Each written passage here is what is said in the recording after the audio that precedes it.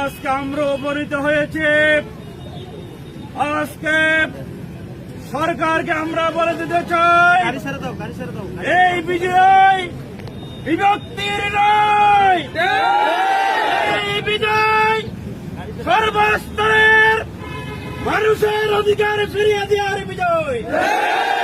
আজকে ইসলামী ছাত্র শিবিরের পক্ষ থেকে আমরা সকল মানুষের বিজয় নিশ্চিত করে আমরা করে ফিরে যাব। এই পর্যায়ে প্রধান অতিথির বক্তব্য রাখবেন বাংলাদেশ ইসলামী ছাত্র শিবির কক্সবাজার শাখার সম্মানিত সভাপতি ছাত্র নেতা রাশিদুল হক।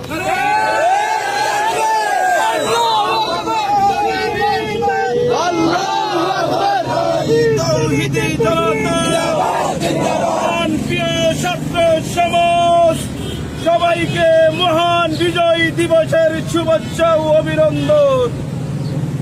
স্মরণ করছি যাদের অক্লান্ত পরিশ্রমের মাধ্যমে এই বাংলাদেশের লাল সবুজের পতাকা আমরা পেয়েছি।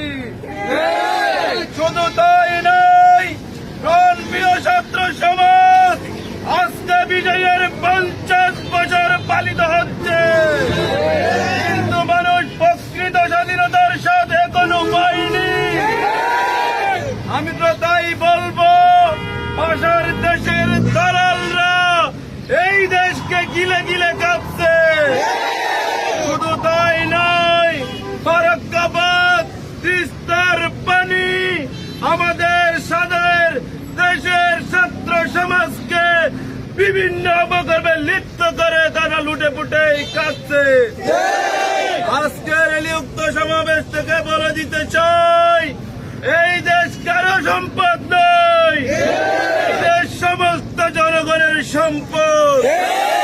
সবাইকে আজকের র্যালিতে উপস্থিত হওয়ার জন্য বাংলাদেশ ইসলামী ছাত্র শিবির কক্সবাজার 4 চাকার পক্ষ থেকে উদারত আহ্বান জানিয়ে আবারও বিজয় দিবসের শুভেচ্ছা জানিয়ে আজকের র্যালি উক্ত সমাবেশ এখানে সমাপ্ত ঘোষণা করলাম। খুদা হাফেজ। বাংলাদেশ জিন্দাবাদ। ইসলামী ছাত্র